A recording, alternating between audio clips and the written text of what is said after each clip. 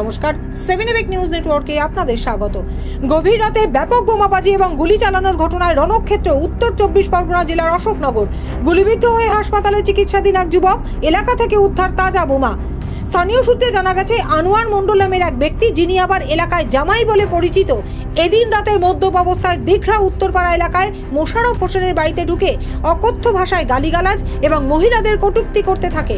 সে সময় এলাকার বাসিন্দারা তৃণমূল কর্মী আনোয়ার মণ্ডলকে মারধর করে সেখান থেকে সরিয়ে দেয়। কিন্তু কিছুক্ষণ পরেই আনোয়ার মণ্ডল দলবল নিয়ে এসে মোশাররফ হোসেনের বাড়ির সামনে একের পর এক বোমাবাজি করে। বোমা বিস্ফোরণের শব্দে এলাকার লোকজন বেরিয়ে এলে এলাকারই একটি মসজিদের পাশে দাঁড়িয়ে থাকা বেশ কয়েকজন যুবককে লক্ষ্য করে গুলি ছুড়তে থাকে দুষ্কৃতীরা।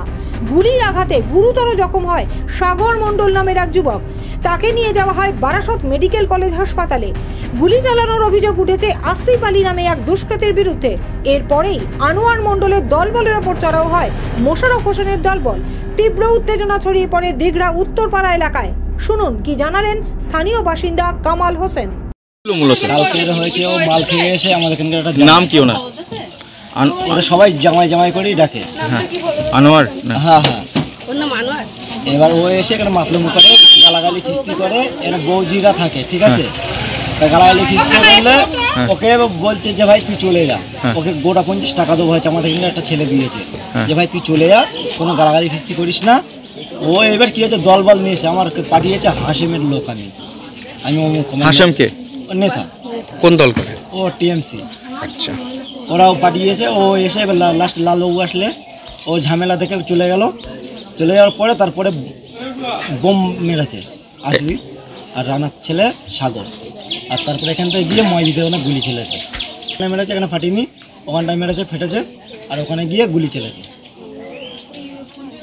আচ্ছা আচ্ছা, আপনারা কোন দল করেন? কোন দলের সমর্থন? আমরা কোনো দল করি না, আমরা সব একতা। আমাদের এখানকার লোক সব আমরা একতা, আমাদের কোনো দল নেই, আমাদের কোনো ঝামেলাও নেই, কোনো দলও নেই, কোনো শত্রুতা কিছু, আমাদের কোনো শত্রুতা নেই। আমরা কাউকে চাই না যে শত্রুতা করব। এই মদ খেয়ে মাতলামো করছিল, প্রতিবাদ করাতে এই গন্ডগোল। হ্যাঁ, খবর পেয়ে দ্রুত ঘটনাস্থলে পৌঁছয় অশোকনগর থানার ভারপ্রাপ্ত আধিকারিক চিন্তামণি নস্করের নেতৃত্বে বিশাল পুলিশ বাহিনী সহ হাবড়া থানার বিশাল পুলিশ বাহিনী। রাতভর দফায় দফায় উত্তেজনা সৃষ্টি হয় ওই এলাকায়। চলে পুলিশি ধরপাকড়। পুলিশি অভিযানে এলাকার তৃণমূলের বুথ সভাপতি সৈয়দ বসির উদ্দিন ওরফে মুন্নার বাড়ি থেকে উদ্ধার হয় 6 রাউন্ড কার্তুজ এবং 7mm পিস্তল।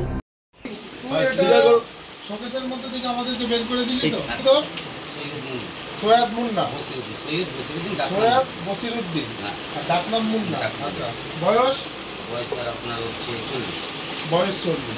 বাবার নাম দীঘা উত্তরপাড়া, তাই তো? এটা হচ্ছে কি 7 কে দিয়েছে তোকে? আসিফ। আসিফের বাড়ি কোথায়? দক্ষিণ দীঘা। বাবার নাম কি? লালবাবু। ঠিক আছে, তাহলে এটা সিল করে নাও। বাড়ির লোকের একটা দেখে দিয়েছে। এটা 7mm তো? চলো এখানে চলো সিধা করো। ভিডিও চালু রাখো। এই ডাক্তারকে একদম অভিজিৎ চালু রাখো। বাড়ি থেকে আগ্নেয়াস্ত্র এবং কার্তুজ উদ্ধারের পর কি জানালেন বসির উদ্দিনের স্ত্রী, শুনুন। ওটা আরেকজনা দিয়ে গেছে। কে দিয়ে গেছিল? আসিফ। কোন দল করে উনি? তৃণমূল দলই করে। তৃণমূল? হ্যাঁ। আর আপনার স্বামী? ও তৃণমূলের কাজ করে, বিনা স্বার্থে সারা বছর তৃণমূলের কাজ করে যায়। বুথ সভাপতি আপনার স্বামী? হ্যাঁ, বুথ সভাপতি। এটা কোন এলাকা? এটা দীঘা। এই এলাকার বুথ সভাপতি? হ্যাঁ, তৃণমূলেরই। হ্যাঁ। এখানে যে বোম বা গুলি চলেছে সেইটাই কি এই গুলি? কে দিয়ে গেছে? কে দিয়ে গেছে? আসিফ। আসিফ? আসিফ তৃণমূল করে? হ্যাঁ। কি পদে আছে? বাচ্চা ছেলে তো, দলের ছেলে। আচ্ছা, কি কখন দিয়ে গেছে? রাতের বেলা। এই গন্ডগোলের পরেই? না, গন্ডগোলের আগে দিয়ে গেছে। আচ্ছা, তো এই যে আগ্নেয়াস্ত্র ঘরে আপনি জানতেন? হ্যাঁ, দিয়ে গেছে, ও আমি জানি। আপনি জেনে পুলিশকে জানাননি?